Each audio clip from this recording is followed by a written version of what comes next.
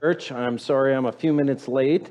I hope that you have enjoyed your service this morning so far. I'm sad to have missed the barber shoppers, but I'm glad that they're able to come in and to provide some music and things for you this morning. So friends, as we begin, I'm going to ask you a question that I'd like you to consider. And so I ask you this morning, why are you here? Why this place on this specific Sunday? Why this church of all churches? Anybody want to share? Why are you here? Because you were here yesterday too. You live here.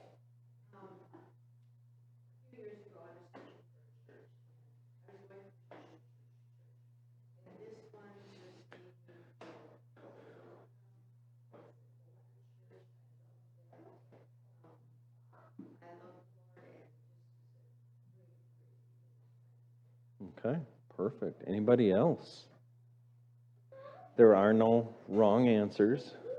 Well, we moved here from Illinois. We were telling about the church there, so I looked up what churches were here before we moved here. And so this is really the only church we went to when we moved here. And I just felt very welcome when we got here. And Connor took me in for golfing. Mary Ann took me in for just talking, chit chat, and Michelle's been great. And everybody here was just really nice, and my old neighbors over here. It was the perfect fit. Perfect.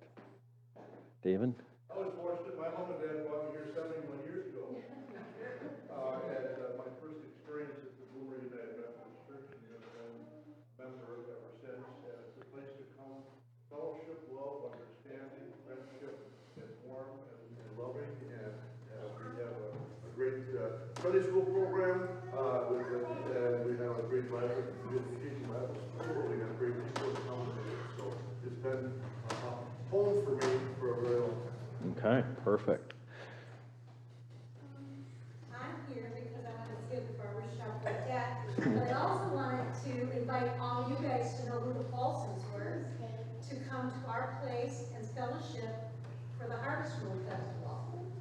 And I just thought it'd be a good time to say, this is who we are, and we would love to have all of you, and anybody who wants to invite to share our faith with.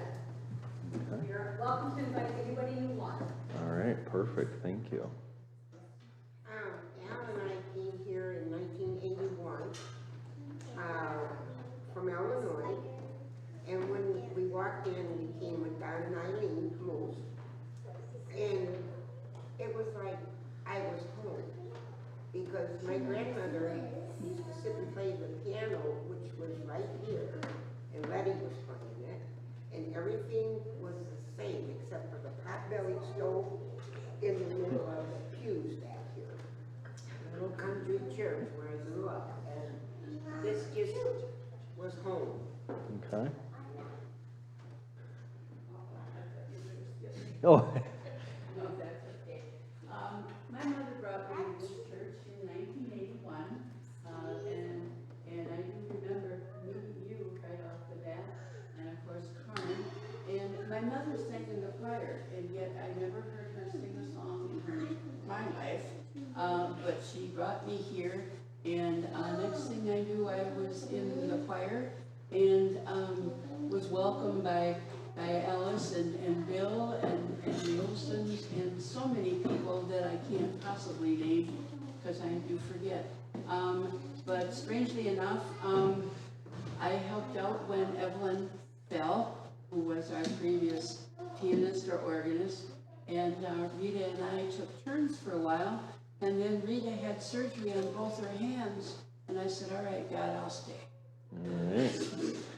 Well, we are glad that you did stay. And to all of you, oh, one more. We've been here 5 years. We're here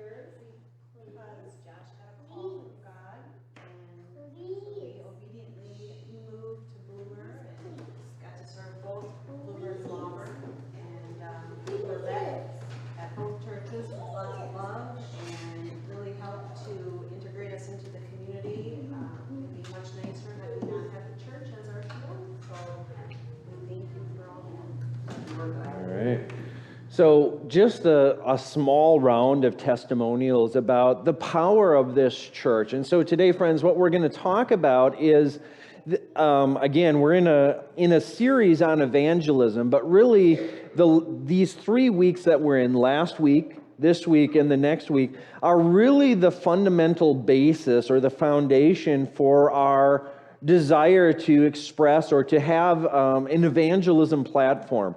And so last week we talked about the idea of sharing our faith, of proclaiming the gospel message and inviting other people to come and experience us.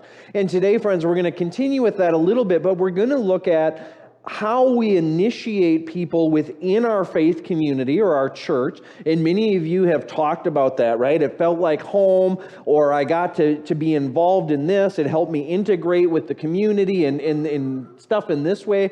And so that's really important. And one of the things that we need to think about then is, as we go out and we share our faith with new people, how do we then initiate them into this church in a way that helps them? Because again, friends, let's be honest. The times have really changed, right? And for many of you that came many years ago, many of you were brought up and raised in a church-like tradition. Maybe not all of you, but many of you were, right? Church was kind of a normal part of your life. And so you came and you understood what it was like to just become integrated into a church.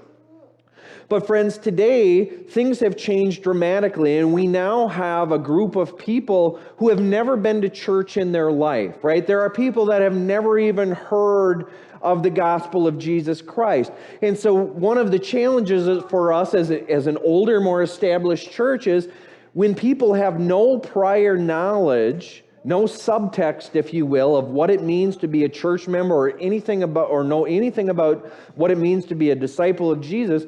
How is it then that we integrate them into our community? And how then do we take that not only from the initiation stage, but also how do we begin them on a process of discipleship? And so, friends, that's where we're going to spend time today. And as you can see, I have a couple of gospel readings from Matthew, chapter 4, verses 18 to 22, and chapter 16, 13 to 20.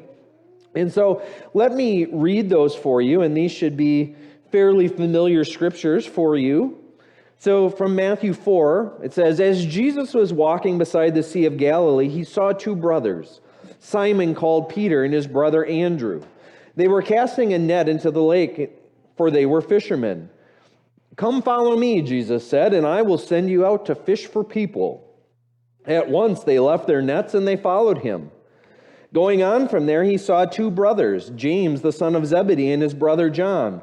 They were in a boat with their father Zebedee, preparing their nets. And Jesus called them, and immediately they left their boat and their father and followed him." Now, as we go to Matthew 16, obviously there's some time in between this calling, right? They've spent some time with Jesus. In this one, it says, "When Jesus came to the region of Caesarea Philippi, he asked his disciples, 'Who do people say the Son of Man is?'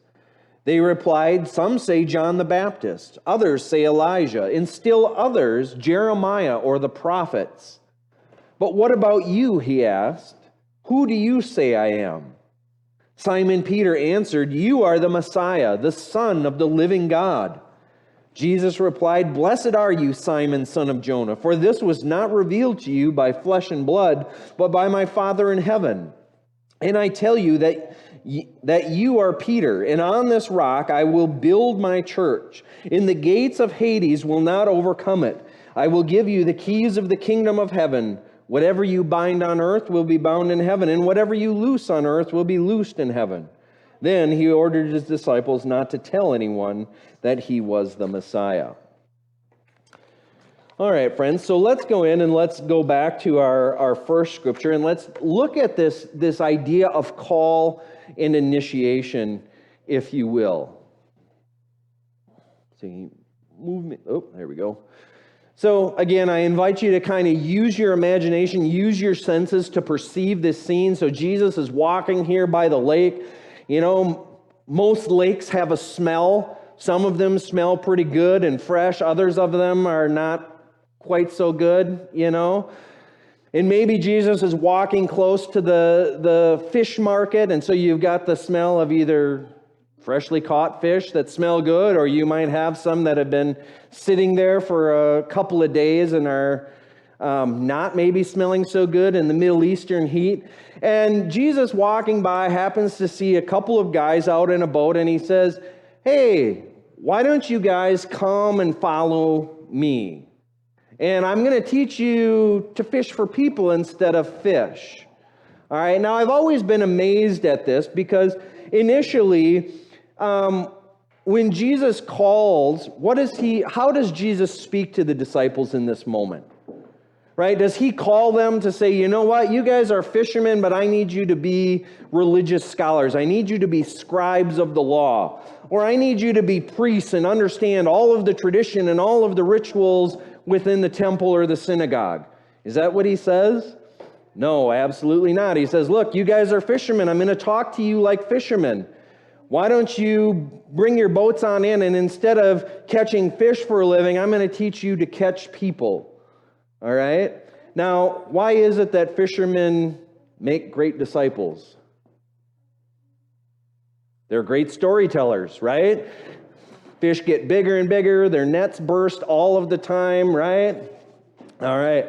But friends, that's one of the things that I love about Jesus is that he comes on the scene and he picks out ordinary people to interact with. Now, does he interact with some of the most powerful, prestigious people of his time? Yes, he does. Right? He deals with kings, he deals with centurions, he deals with Roman governors, he deals with high priests. But he spends most of his time with the common people, right? He comes up to a couple of fishermen, people who probably, according to our right, would have no right following a Jewish rabbi around, and he says, look, folks, why don't you come follow me? And if you do that, I'm going to teach you to do the things that I do, and to think the way I think, and to do these things for my Father in heaven. And so, friends, one of the pieces I want us to take away from here is that when we go out and we engage in conversations, remember our conversation last week of proclaiming the message, right? We don't have to have some sophisticated message to share the gospel of Jesus. We just need to simply go out and speak to the people that are in our everyday lives and say, you know what, why don't we think about this differently? Or what about this here, right? And one of the things I'll say is that we're already equipped because of the context that we find ourselves in.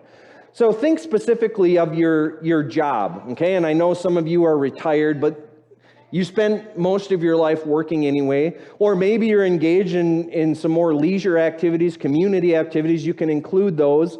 If you're a stay-at-home parent, then think about your role in the family and how that works. But think of what it means to disciple people within that context that you're in, right?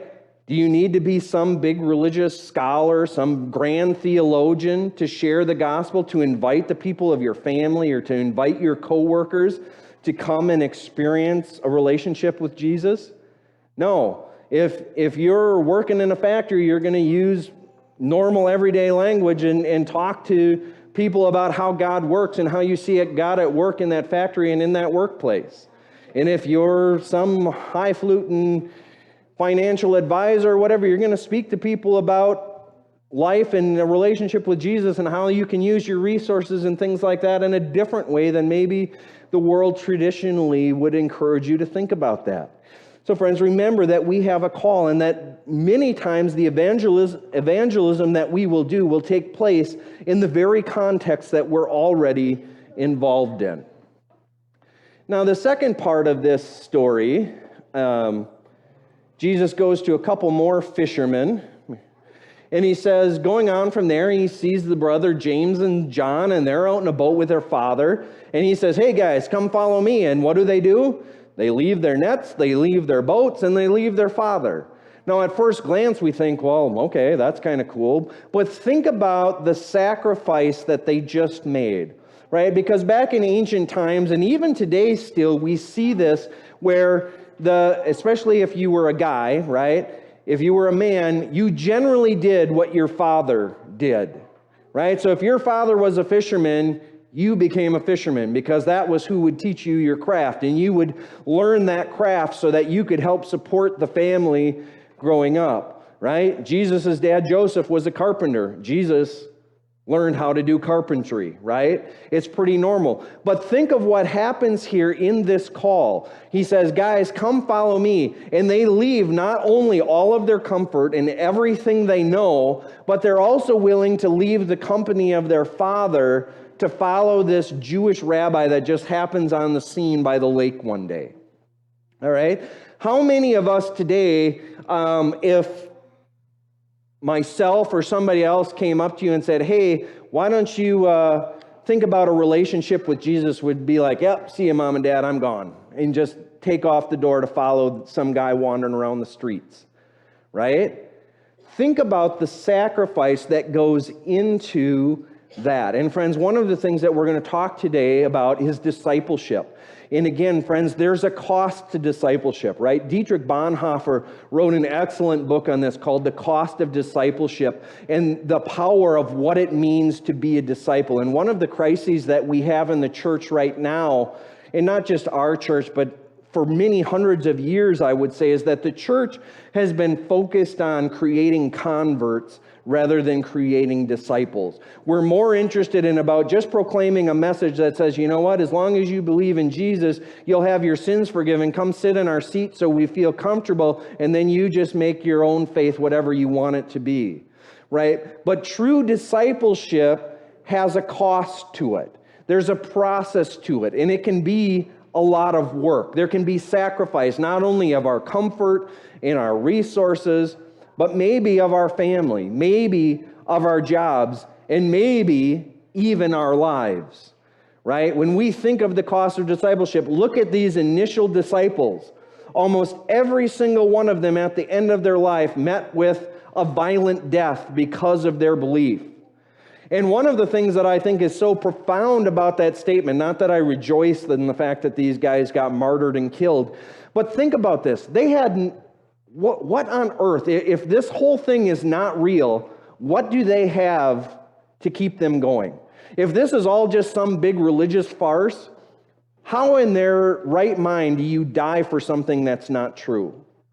All right? And so, friends, think about the cost when it comes to true discipleship in our lives. And so let's move on and let's talk about then discipleship as an apprenticeship, okay? And I use the word apprenticeship because it removes some of the religious baggage that we kind of bring to the table here, right? Because we can think discipleship means all of this thing, or discipleship means, oh, I got to be in the church 5 days a week, doing all these Bible studies, reading the scriptures, being in prayer, going to all these meetings.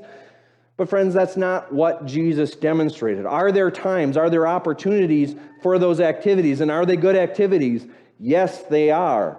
But Jesus also apprenticed these guys. He lived alongside of them. He went and visited their families. He broke bread and ate with them. He shared in their struggles. I have no doubt that he cried and he wept when things went wrong. He encouraged them when they did things right, and he wasn't afraid to kind of get stern with them when they screwed up, right? And if we think about apprenticeship in our modern day and age, right, we long, or the reason we have apprenticeship, especially in trades, is because people get hands-on experience, right? It's all great and wonderful to go to a university and get a 4-year degree where you know all of the theoretical knowledge. But when you get on the job experience and they want 5 years of experience and you're going, well, I don't know, I've never picked up this tool before in my life.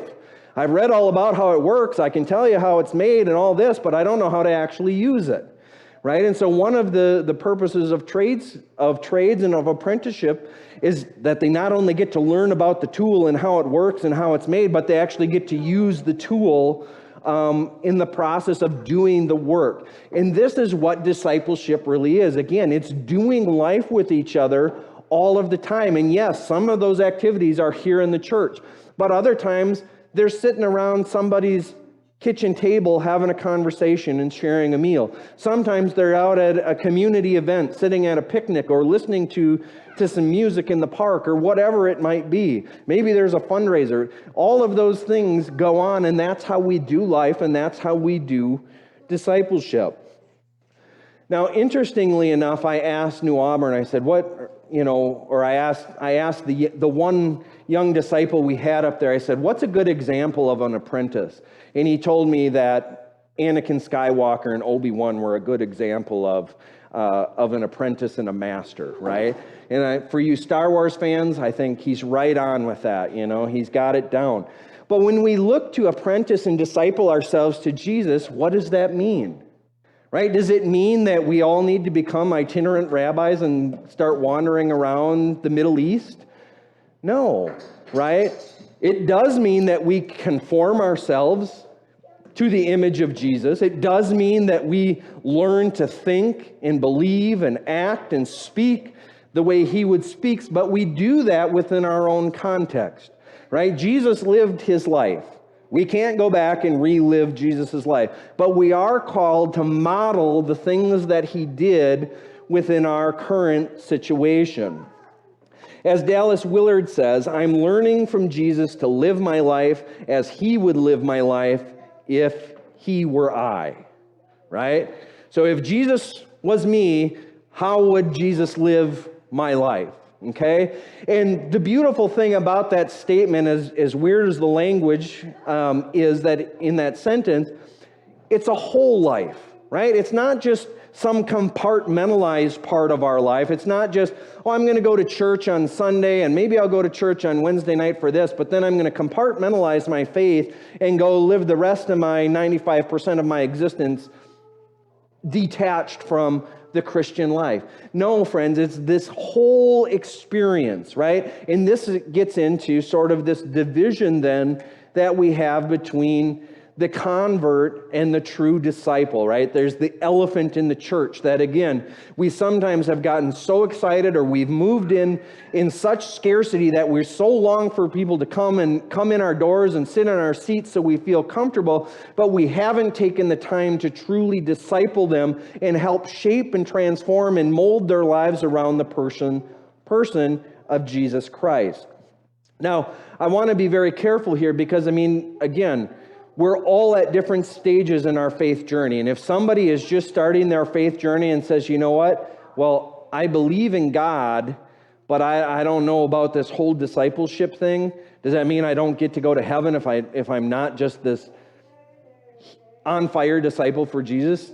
No, I'm not going to say that, right? But my hope is that the process of discipleship leads you to maturity, right? Paul, in his letter to the 1 Corinthians, talks about giving the church of Corinth milk because they're not ready for the real milk or the real meat and potatoes of the gospel, right? He said, I had to speak to you like children because that's the level that you're at. But guess what, church? You can't stay there. I need you to come over here. I need you to mature in your faith so that you can do the things that God calls you to do. And so, friends, that is really where we need to go. All right, so friends, I'm going to skip through a bunch of stuff because I'm late here. But the other part of this this morning is, again, this idea of Jesus' identity, right? And if we think about Jesus as our master, who and what does it mean to follow Jesus as master, to apprentice ourselves to him? And so here as he comes to this town, Jesus says, look, disciples, who do the people say that I am? And they say, well, some people say you're John the Baptist. Others say you're one of the prophets. And Jesus probably goes, well, they're not wrong, right? Like I follow in line the prophets of the Old Testament. I come in that vein, right? But they're missing something. There's something different about me. There's something more to my identity than just being in the tradition in the line of the prophets, right? And it's interesting here, just as a real quick side note, as you can tell from the name of the town, Caesarea Philippi, this town has a huge temple to to Caesar Augustus, right? And so it's in the midst of this town claiming the identity of the Roman emperor as their main temple, as their main city name, that Jesus says, guess what? Who am I? Right? And Peter beautifully speaks into that and says, you are the Messiah, the Son of God. right? And so beautifully transposed against this great Roman work of architecture, against this name that thrives on cultic worship to the Roman emperor, Jesus says, look, my identity is not just the prophet, but I'm actually the Messiah. I am the very Son of God. And friends, we need to grasp what that fully means in terms of our discipleship. And one of the things that means that if Jesus is the Son of God, then therefore we have to conform every aspect of our life to be like the Master, right? And as we do that, as we continue to grow, we then get to invite people into the kingdom of the heavens, right? We get to co-labor and participate with God in bringing forth this kingdom. And what does the kingdom of God do, right? Jesus uses the kingdom of God for the benefit, for the good of other people. And he invites them in and says, look, you get to experience a life of fullness, a life of abundance, because you're in constant relationship with me. Now again, friends, I'm not talking prosperity gospel stuff of how when we get to be in a relationship with Jesus that we're going to be happy, healthy, wealthy, and wise, right? I'm talking about a fullness of life that I think some of us can truly understand. And sometimes we have very little material resources, and yet there's a fullness of our spirit because of the relationship that we have with Jesus. All right? And so then my question for you to think about is, who do you say Jesus is?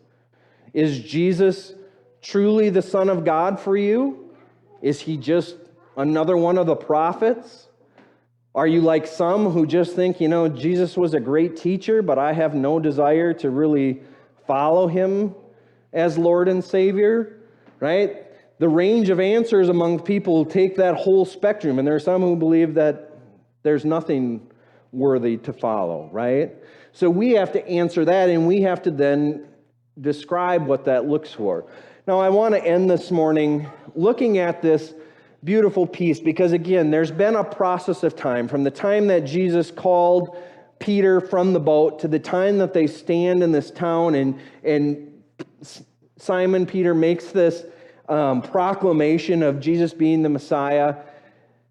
Jesus gives him a brand new identity, right? It says Simon was in the boat, but here he says, guess what? You're now Peter. You're the rock, and upon this rock, I'm going to build my church. And friends, this is a profound nature of discipleship, that when we give our life to Christ, we're given a new name. We're given a new identity. All of the stuff that was old and not of Christ can be removed and taken away. All the shame and guilt and sin that we have can be wiped clean, and we are given that new identity as a child of God. We're restored to relationship with Jesus Christ. And friends, as we talk about evangelism as we go forth, I firmly believe that each and every one of you has the gifts, the spiritual gifts on which God is going to continue to build this church upon.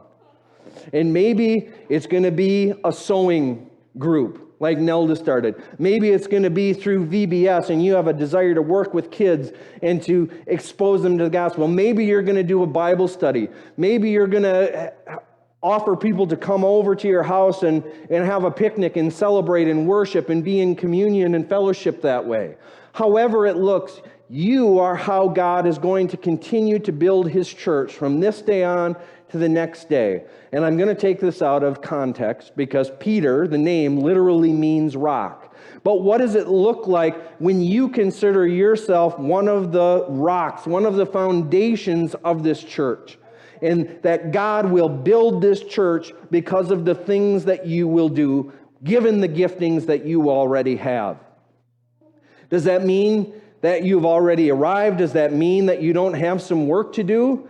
No, right? We never arrive. I'm personally one that would really like to think one day I'm going to get there. I think many times in my life I've thought I've been there only to be kindly reminded that I'm not quite there. Sometimes not so gently. But friends, we always have learning, maturing that we can do. But in the process of this, then, we are not only disciple, but we also make room to disciple other people. right? And that's really an important thing, because oftentimes we get this conception that you got to be this really mature person, this really mature Christian to disciple people. But friends, there's a mutuality to both. You're both being discipled and you're also discipling others. And I'm going to use kids as an example because it's a profound experience, right? Kids not only can be discipled, but they can actually disciple other people. Right? And they can sometimes disciple even people that are older than them. And sometimes they're not afraid to just go out and to share the gospel in a way that some of us adults get really confused and kind of scared from. Now, if the Martins were here, I don't think they would mind me sharing this story with them, but maybe some of you have heard it already. But one of the challenges that they had to do was they had to go to the grocery store here in town, and they had to just pick some random person and go pray for them. And now, if I get Kyle's feeling right, he wasn't overly comfortable with this whole thing. He wasn't really sure that was really a good idea. But guess what? The kids just went out, picked out somebody at the grocery store, and prayed for that person on the spot. And you know what the response was? She's like, I don't know how you guys did it, but I have a medical procedure coming up in the next 2 days, and you just really spoke to me on the spot for that.